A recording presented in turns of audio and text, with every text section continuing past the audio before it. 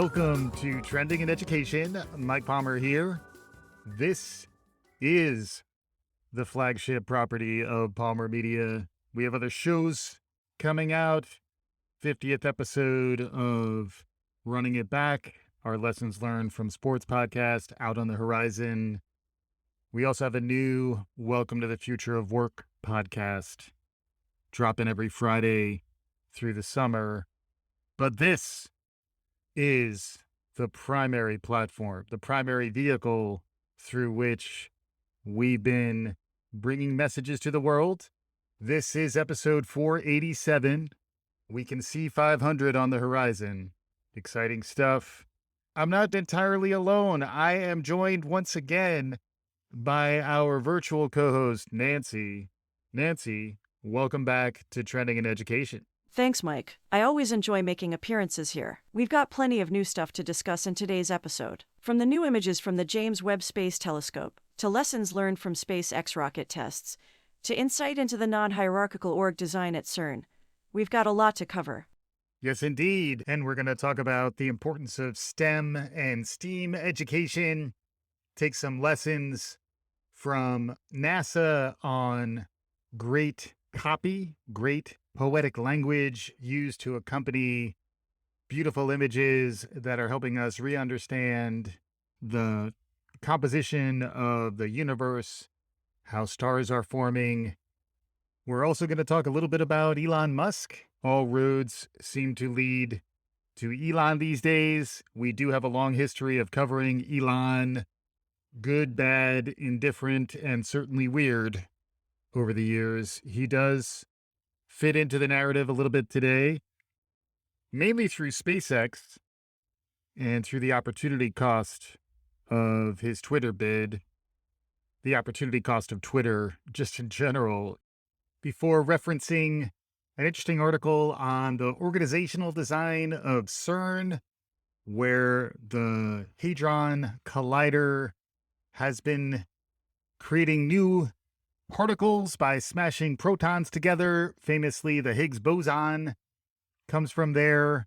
There's an interesting article we'll dig into a bit, and we'll share links on the website about how CERN has adopted a non-hierarchical structure, and maybe there are some lessons learned there when thinking about how to keep in check some of the shenanigans and potential malfeasances of the toxic alpha leader, which is a bit of the persona that Musk has adopted and that his Twitter enablers are reinforcing. We'll touch on all of that, but hopefully leave on a positive note, thinking about how science is in fact moving us forward, even in the world of Musk, where if you look at what SpaceX and Dragon are doing, the idea of reusable rockets launched into space, potentially for colonization efforts. Who knows? It's a wild and wacky, futuristic take on what's emerging in the world of learning. Picking up with Trending in Education right after this.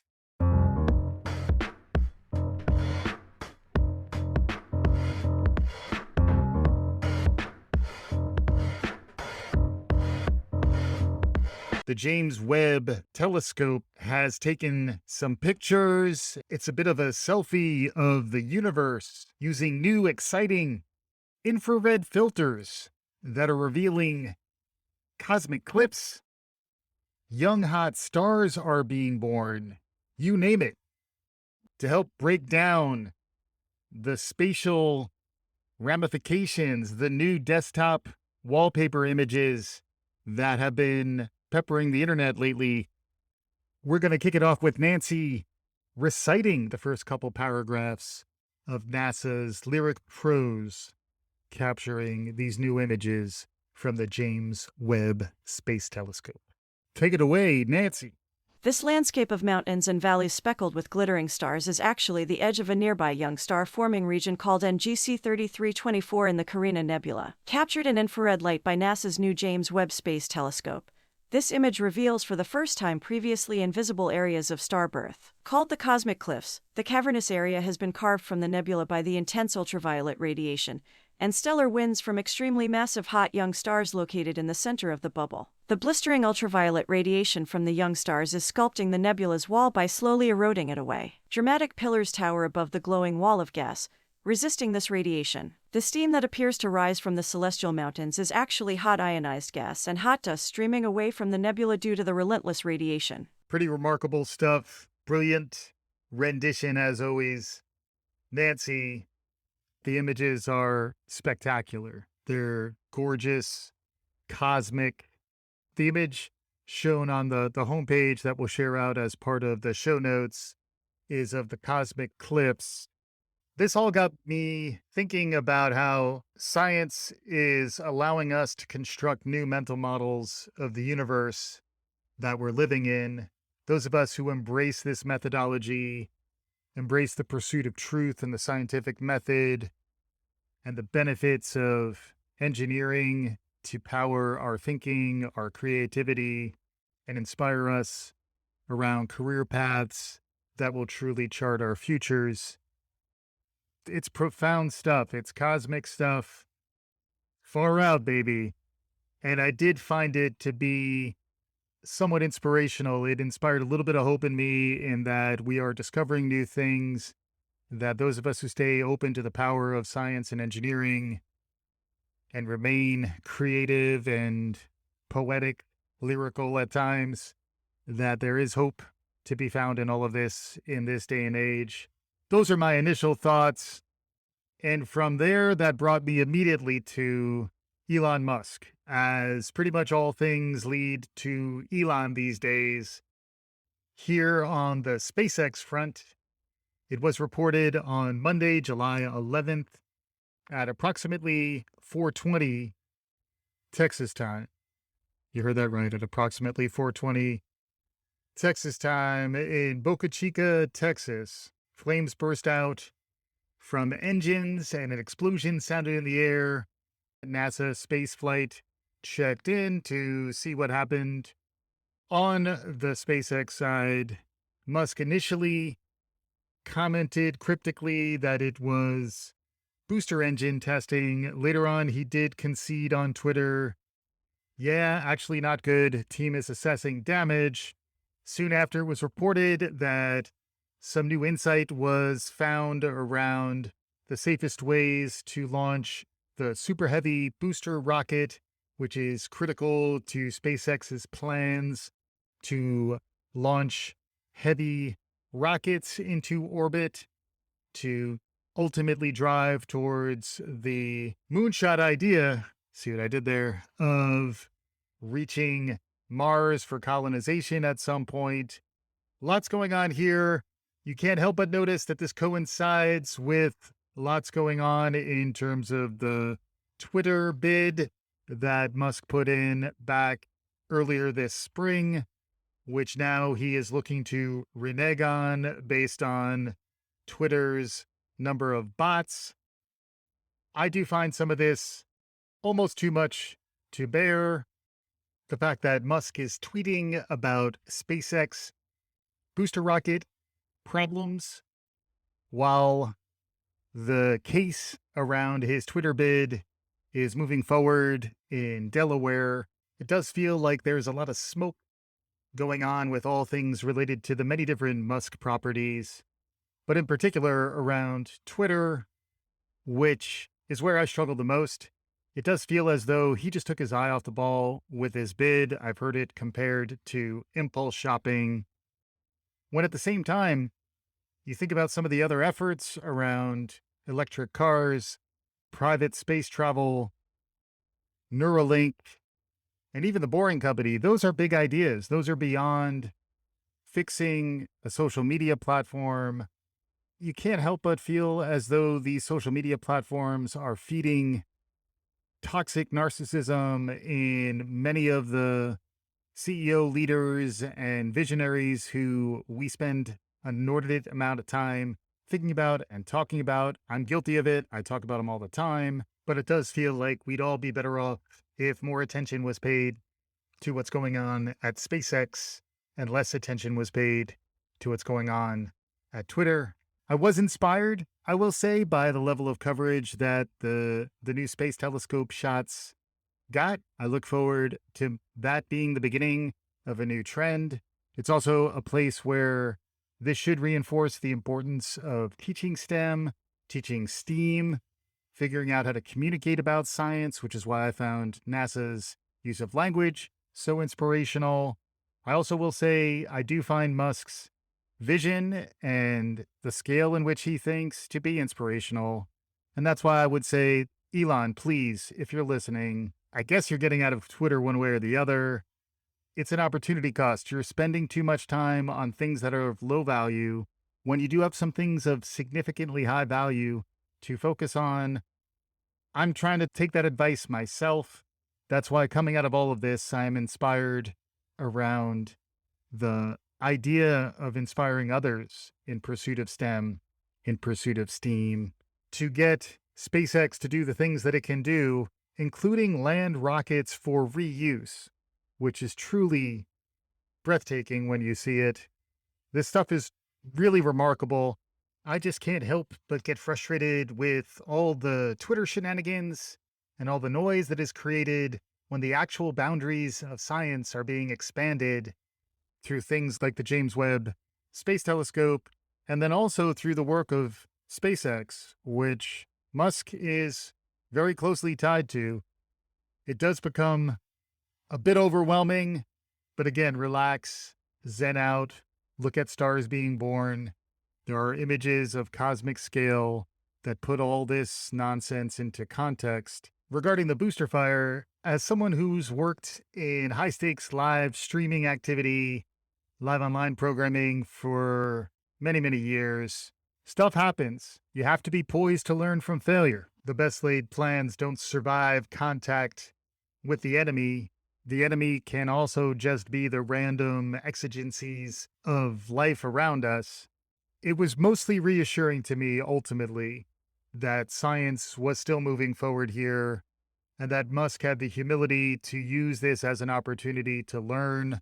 I frequently quote Nelson Mandela, who said, "I never lose, I either win or learn." This is a small L in Musk's SpaceX column. Ultimately, it will hopefully drive some bigger W's in the future. Those are my initial thoughts on SpaceX. How about you? I'm with you on the power of failure as a learning tool. It's easy to forget that the advancement of scientific knowledge is driven by what we get right, to be sure. But what we learn when our predictions are wrong is much more important. Humans have a tendency towards confirmation bias. It's refreshing when they grow by disconfirming frameworks and approaches not borne out by the data. Absolutely.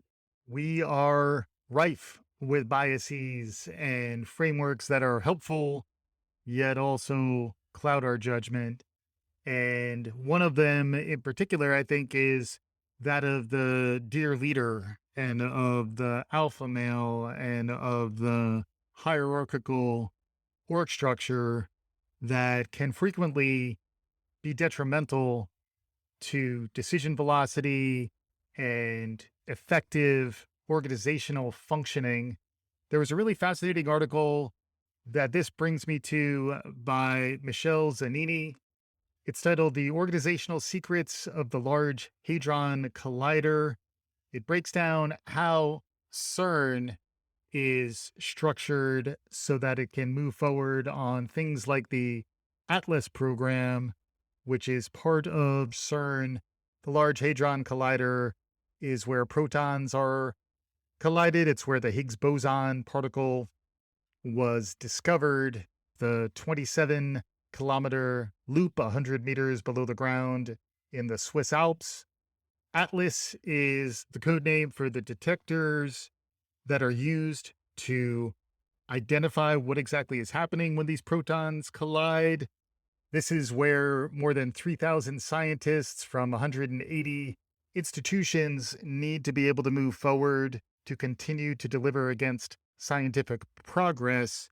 What's interesting about this article is that it outlines a structure that is not top down, that is more distributed, and allows for other ideas to emerge faster than would be typical in a large organization where large organizations can manage more complexity, but their decision velocity tends to slow, and you can only move as fast as the chain of command. Interestingly, I do recall an article by Elon Musk talking about how he encourages his culture to facilitate speed over and above the chain of command. The idea of decision velocity, I picked up mainly from Jeff Bezos.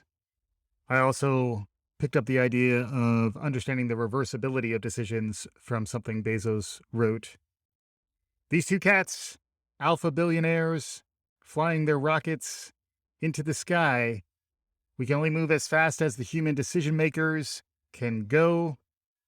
As it often does, this is bringing me full circle back to the importance of culture, why many cultures, like fish, rot from the head down, and why some of the new, more decentralized models, like what you see at CERN, can allow for more resilience against the increasing likelihood that you're going to wind up with a dangerous, narcissistic, toxic leader, which is really difficult to fix. If the problems are at the top of an organization at a cultural level, it's very difficult to change that unless you remove the leader.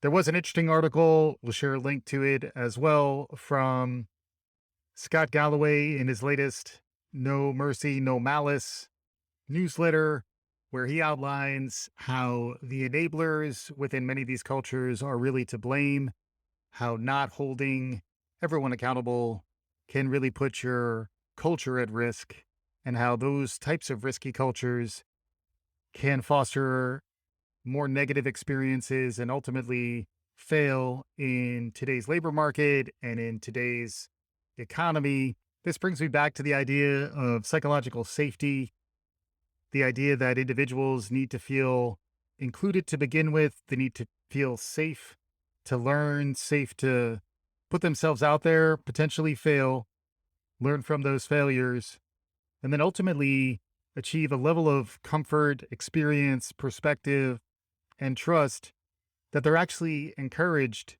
to dissent. They're encouraged to rebel. They're encouraged to put alternative views out there. This reminds me very much also of the work of Irving Janis back in the 60s, talking about groupthink and the risks of being too insular, particularly around decision making. The idea that Robert Kennedy was JFK's self-appointed mind guard who would frequently end dissent and end discussions by saying, "The president has made his decision." These are the challenges we face today. It brings me back to Vitaly Mogadan's idea of developing psychological citizens. We are at a very dangerous time where the ability to think critically, the ability to question the dear leader is critical to us as individuals. It's also critical to the ongoing success and flourishing of democracy. A lot of heady ideas. They come back to teaching good science, teaching good critical thinking, learning how to work together in a team.